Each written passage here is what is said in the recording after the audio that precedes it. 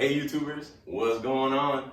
Jenna here, Kevin here, and today's topic: Chiros are quacks. Quacks, man, street quack. But a lot of it's like essentially what I would call propaganda, right? Just of like only exposing someone to what they want them to believe, right?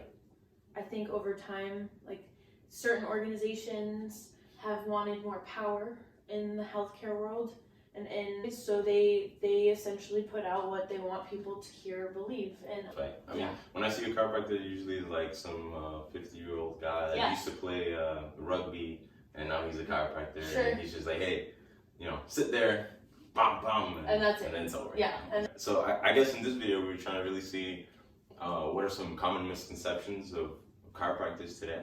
Yep. What an actual living, breathing chiropractor. I got you back like chiropractic. Alright.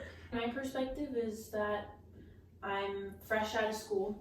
I've been a year out. On top of that, I've been a year into the career, and I've worked for 3 separate, completely different practices in different states. So I've kind of been exposed to a lot already. So let's get in it. Let's get right in it. Getting an adjustment hurts. What's up with that? Number 1. Yeah, right? I don't want to do that. It hurts. Okay. So first off, many people don't know what an adjustment is. What do you think it is? If you were to define, okay, like I just got adjusted, what does that mean to you? I mean, I automatically think that I'm coming in, you're laying me down, you're cracking my spine, and I'm walking. My spines are all over the place. And when I get adjusted, means you're putting my bones back to wherever they were supposed to go. Okay. Because my bones are obviously loose because you need to adjust me. Number 1 debunk right there, right? So back in the day when we didn't know things, that's like the idea that makes sense to us, right? You push on something, you hear it pop, you think it was in the right place, and now you feel better. So like chiropractors, it's kind of where it started, right? Essentially, that your bones are not physically out of place, right? Because that wouldn't be a good thing. Your joints have movement. This is how we move, right? So this is a joint. There's things that wrap around the joint to keep it stable, and then every joint has its correct movement, like the correct plane that it should be moving in. This is what we want.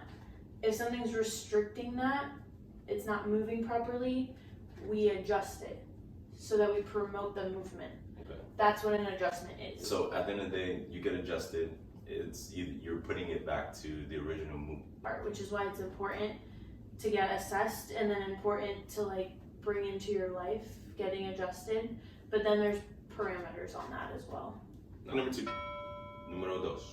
Yeah. So people think that, okay, once I do get adjusted, do I have to come back forever?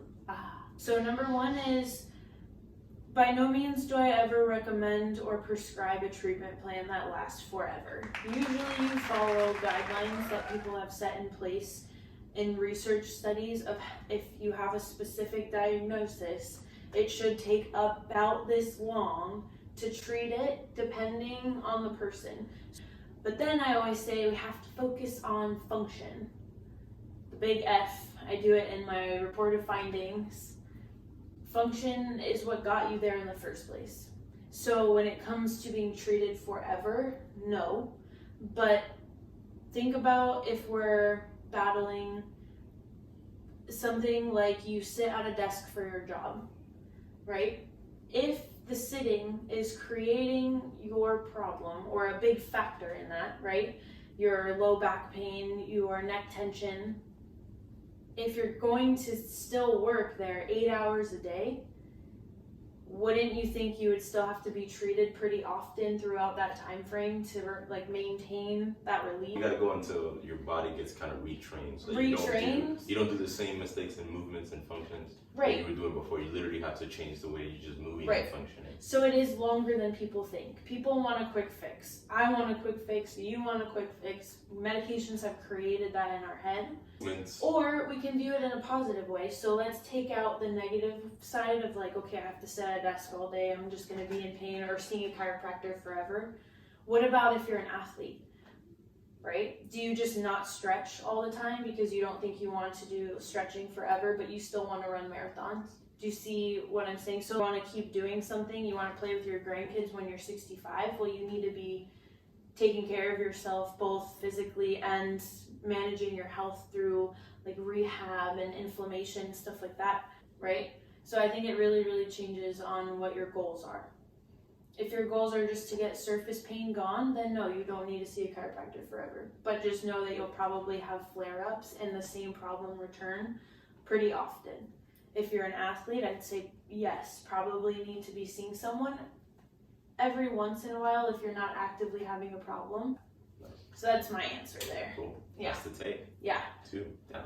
Take 2.